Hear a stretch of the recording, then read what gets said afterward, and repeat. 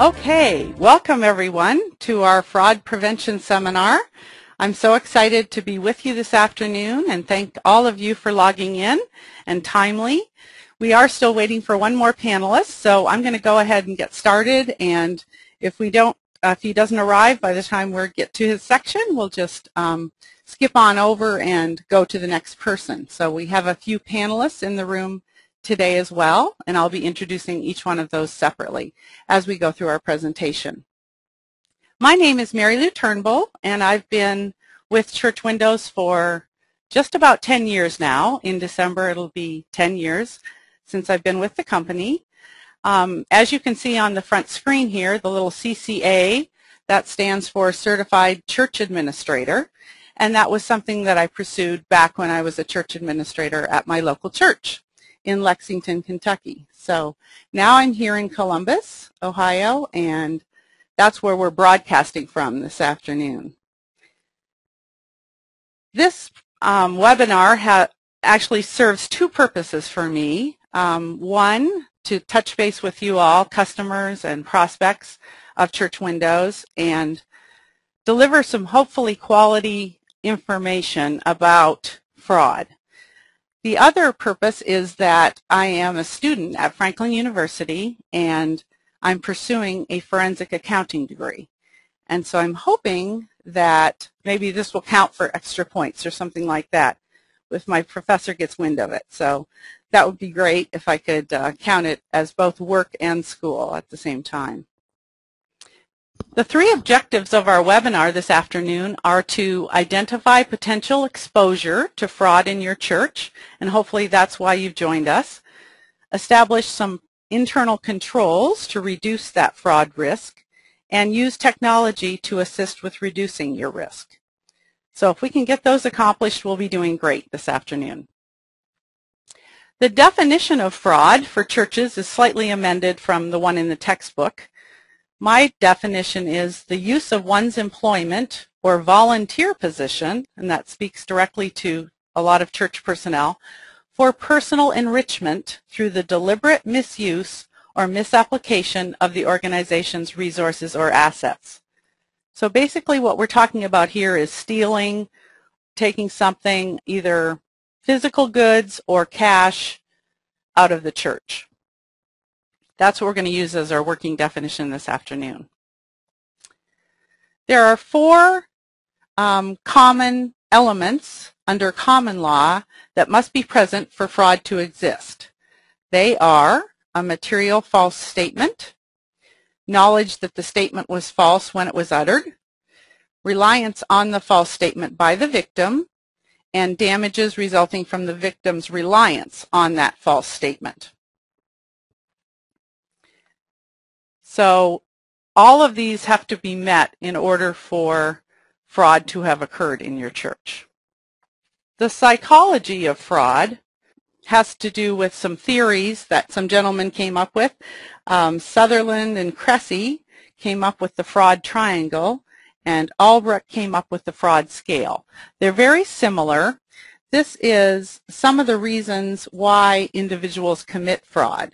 So you may have wondered, what leads people to actually commit the crime? Three situations exist. As you can see in the first one, usually there's situational pressures. Something has happened in their life that they don't feel that they can share with other people. It's called a non-shareable financial problem. Perhaps one's spouse has lost a job or something like that. Usually starts off with good intentions and that the people are going to pay the money back, and then they get in deeper and deeper and they never do. So the second element is perceived opportunity. The thief or fraudster has to have the opportunity to be able to commit the fraud. So if they don't think that anyone is watching, they're much more likely to commit the offense. Rationalization. Once they've started committing the crime, then it's theorized that they rationalize it in some way that, oh, you know, I'm just working at the church, I'm not getting paid enough money, or whatever the situation is, and that somehow perpetuates their idea that fraud is okay.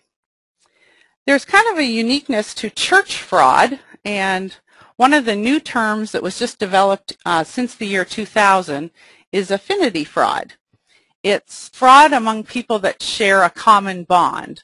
So definitely churches fit into that category. It's based on religion, ethnicity, or professions. So lots of different types of groups can participate in this kind of fraud.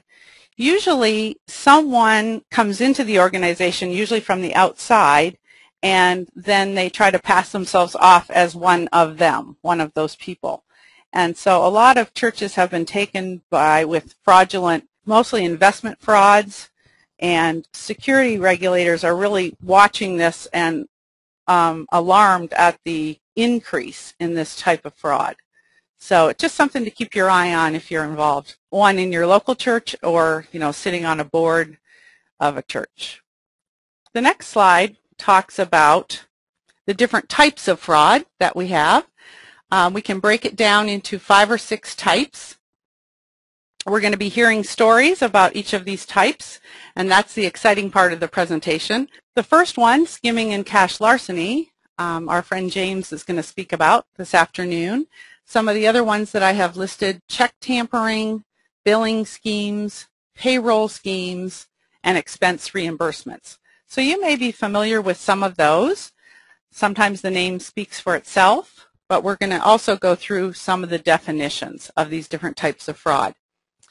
Fraudulent disbursements is actually the most common method employees use to steal cash from an organization. And basically it would be billing schemes and payroll schemes, expense reimbursements. Those are usually the ones that constitute fraudulent disbursements, although any of these 4 really could be in that category. If we go into some definitions, you can see that skimming is the theft of cash before it's entered into the books. So a good example of this might be if you've ever thought about going through the McDonald's drive-thru, and you always notice that they give you a receipt with your order. In fact, lots of times when you go into a store or a retail establishment, you'll see a little sign that says, if they don't give you a receipt, your food is free, or something like that. And that's really an internal control by the organization to make sure that the employee is entering that cash into the books, or basically entering it into the register. So we've come a long way in this regard. I know there's a lot of surveillance cameras, etc., that are on employees when they're working the cash registers. But skimming is basically taking it straight from the customer or wherever out of the envelope in the mail and putting it in your pocket. So it's before it gets entered into the books, and that's what distinguishes it from larceny, which is defined here as the taking or carrying away of money or property of another person without the consent of the owner and with the intent to deprive the owner of its use or possession. So you can see that it's not okay to borrow some things and keep them in your garage forever. So that's basically larceny. Cash larceny at the bottom is the theft of money after it has been entered into the books. So a scenario here would be something like perhaps the counters have done their thing on a Sunday morning or Sunday afternoon after church, and the information has been entered into church windows or whatever.